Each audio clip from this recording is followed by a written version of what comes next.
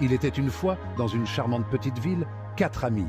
Jack, Emily, Peter et Lucy. Ils adoraient les aventures. Chaque jour était une nouvelle quête. Ils grimpaient aux arbres, exploraient les bois et rêvèrent de contrées lointaines. Jack, l'aîné, était courageux et fort. Il protégeait toujours ses amis. Emily, avec ses yeux brillants et son esprit vif, résolvait les énigmes en un éclair. Peter, le plus silencieux, observait tout. Ses yeux perçants ne manquaient aucun détail. Et Lucy, la plus jeune, avait un cœur rempli de gentillesse et un sourire qui pouvait illuminer les journées les plus sombres. Ensemble, ils étaient imbattables. Par un après-midi pluvieux, les amis se sont réunis chez Jack. Le grenier de sa grand-mère était leur cachette préférée. Il était rempli de vieux meubles, de malles poussiéreuses et de trésors oubliés. Alors qu'il fouillait le grenier, Emily est tombée sur un coffre en bois caché dans un coin. À l'intérieur, sous des couches de soie et de dentelle, reposait un parchemin enroulé. C'était une carte, mais pas n'importe quelle carte. Celle-ci avait d'étranges symboles, des marques délavées et un air de mystère. Une carte au trésor! S'exclama Peter, les yeux écarquillés d'excitation. Les amis se sont rapprochés, leur cœur battant la chamade. C'était l'aventure qu'ils attendaient. La carte menait à la plage, un endroit que les amis connaissèrent comme leur poche.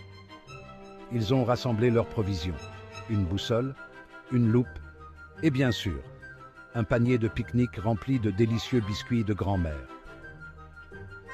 Suivant les indications de la carte, ils ont atteint une crique isolée, cachée derrière des rochers imposants.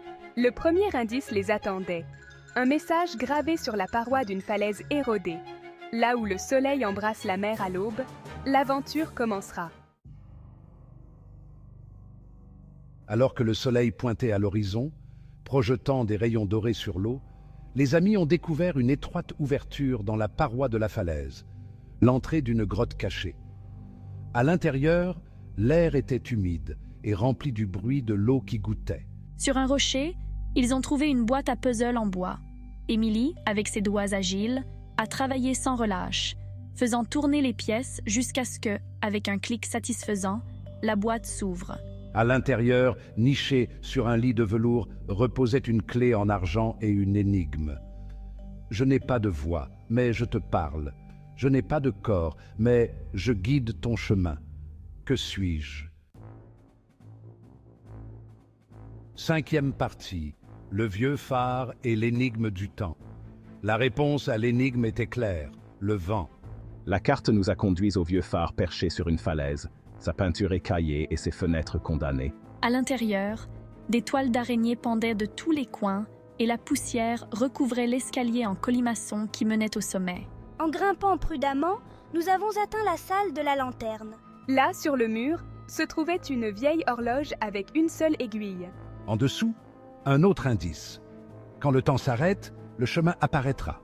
Jack a remarqué que l'aiguille de l'horloge pointait vers une brique mal fixée dans le mur. En la retirant, nous avons découvert un petit compartiment contenant une pièce d'or et un ensemble d'instructions.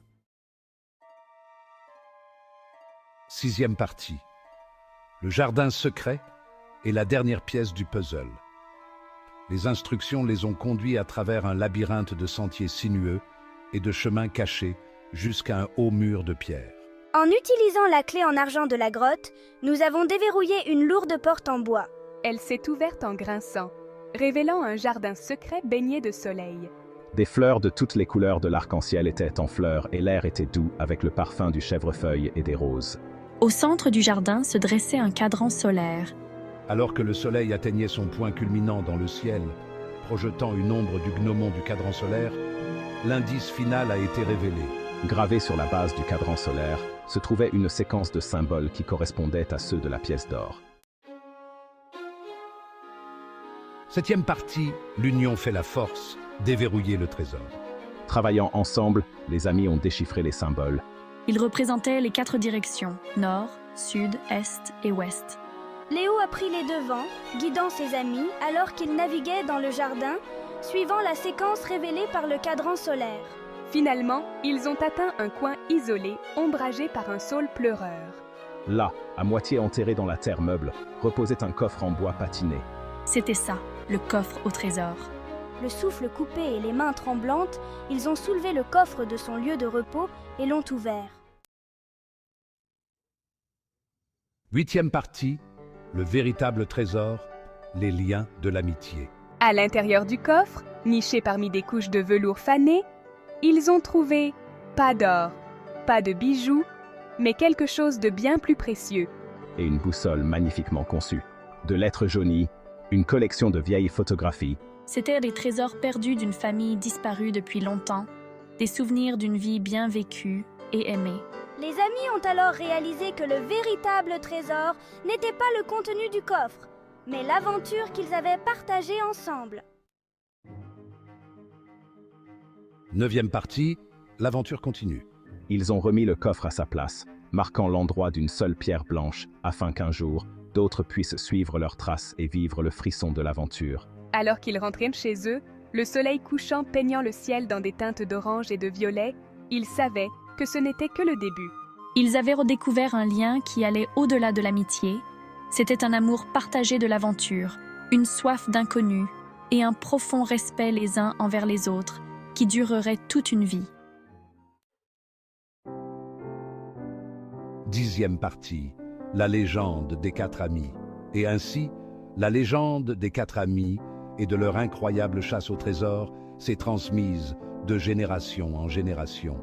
Une histoire qui rappelait à tous que les plus grands trésors ne sont souvent pas des biens matériels, mais les liens de l'amitié, le frisson de l'aventure et les souvenirs créés en cours de route.